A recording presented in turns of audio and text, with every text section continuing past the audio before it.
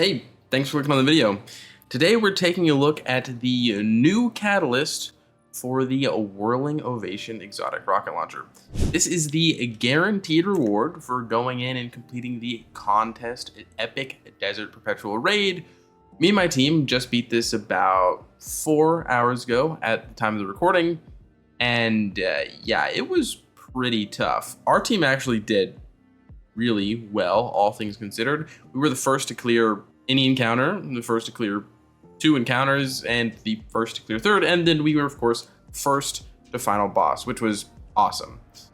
But given that this Epic Desert Perpetual raid is as hard as it is the reward worth it?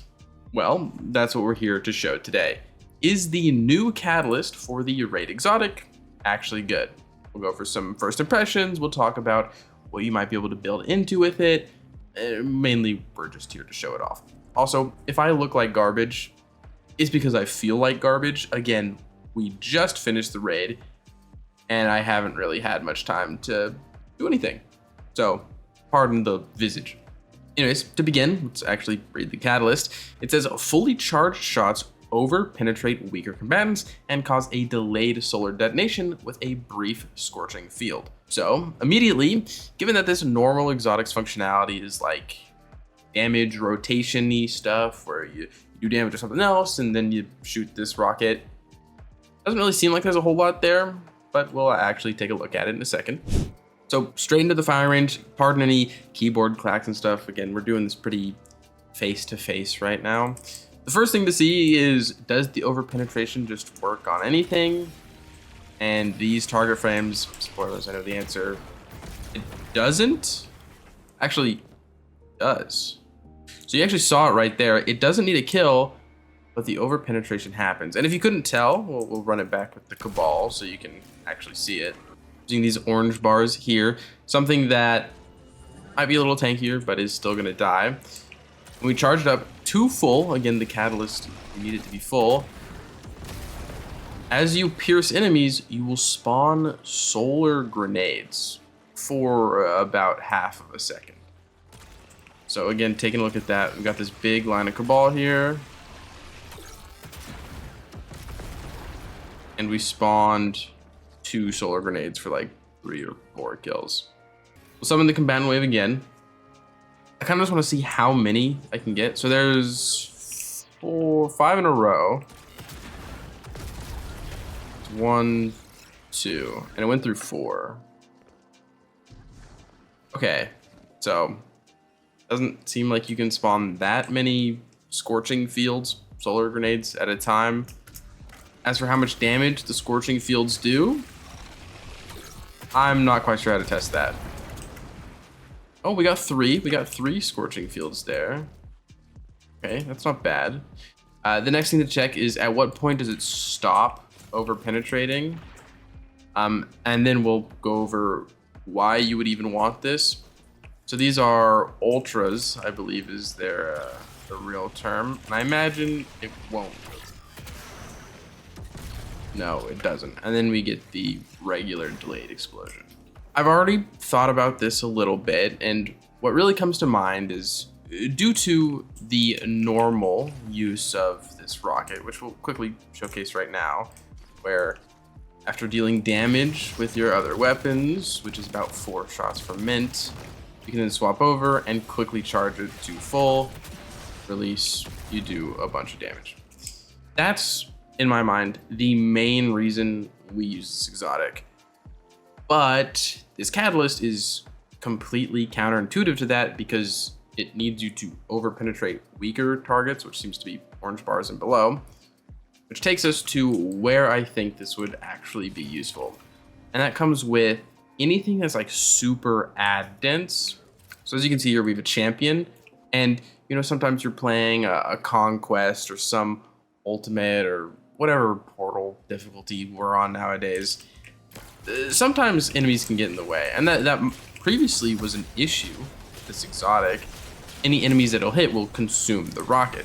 So like here, we can always guarantee that we're gonna hit the champion, even if an enemy gets in front. Now, again, how potent is the actual grenade from this? The solar grenade, that is, I'm not so sure. One thing I do want to quickly check here, well, for these guys. One thing which might be somewhat interesting is, does Touch of Flame work on these solar grenades? Kinda doubting it does, but do a quick check. If these are regular solar grenades, we should see lava blobs coming out of them. Again, I really doubt that's gonna happen.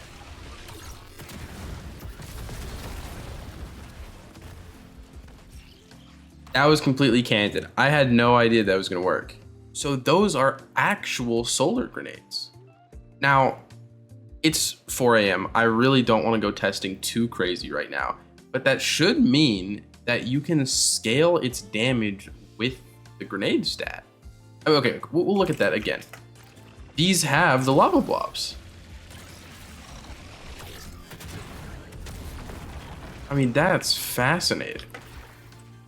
I don't know how worthy that is of being that cool, but like, that's definitely unique, that's for sure. Like, here's a normal solar grenade and have the lava blobs, and then if we were to take off Touch of Flame and quickly show it against this enemy over here, we won't have the lava blobs.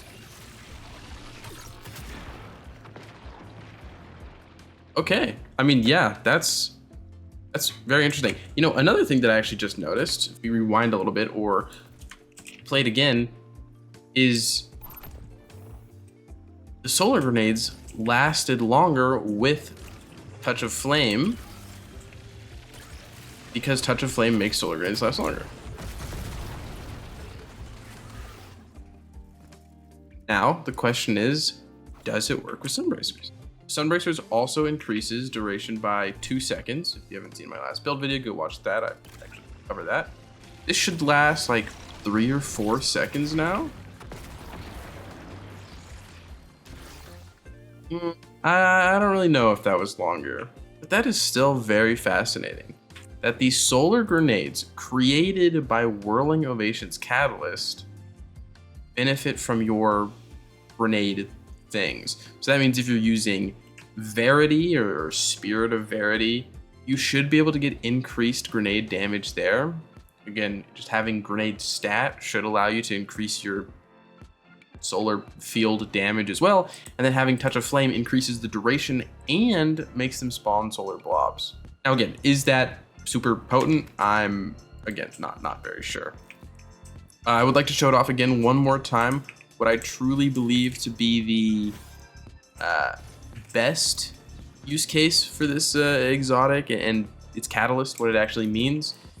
Or another champion component or a champion opponent. Let them fight, put Will down so that we don't die immediately. Again, this Unstoppable, he's playing a little bit back. He's a little hard to grab. I just aim at him no matter what. I'm going through everything, doing a ton of damage.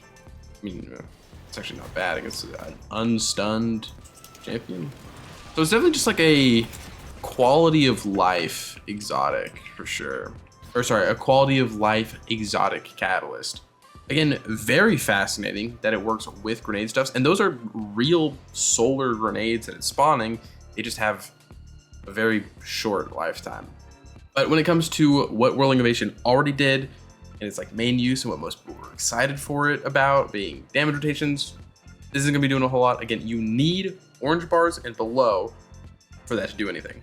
But with that aside, I think the next thing that I do want to touch on is what are some build stuff that you can do with this, especially given the new knowledge that we have that these solar grenades are real solar grenades. Of course, you could pair this with Sunbracers. I made a build about this, and if you were looking for a heavy to run, then Whirling Ovation and its catalyst might actually not be that bad.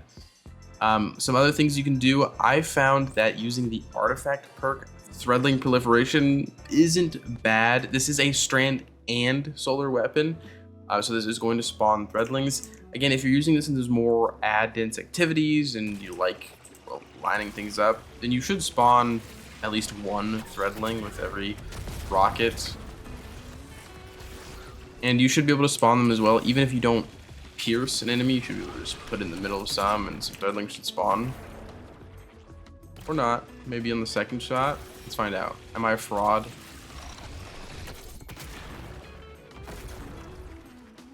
Okay, never mind. I think it needs to be the actual initial shot because charge particles have a delayed solar payload, so if it dies with the second half, it's not going to be strand damage, and Threadling proliferation isn't going to work. But anyways, like I was saying, Threadling proliferation is alright. You get some Threadlings, but are you really going to be using this for ad clear? I'm not so sure. Aside from that, I don't know if there's anything else that's super crazy. Titans, you could probably use that one exotic that buffs up rockets, which is that a hazardous propulsion. Maybe something you could do. But other than that, I don't know if I have anything else to talk about. I think at this point I'm kind of just waffling. So I think I am gonna call it there. We had some fairly interesting discoveries. Again, I yapped about it a lot, but the fact that those grenades that it spawns are real solar grenades is not something I was expecting.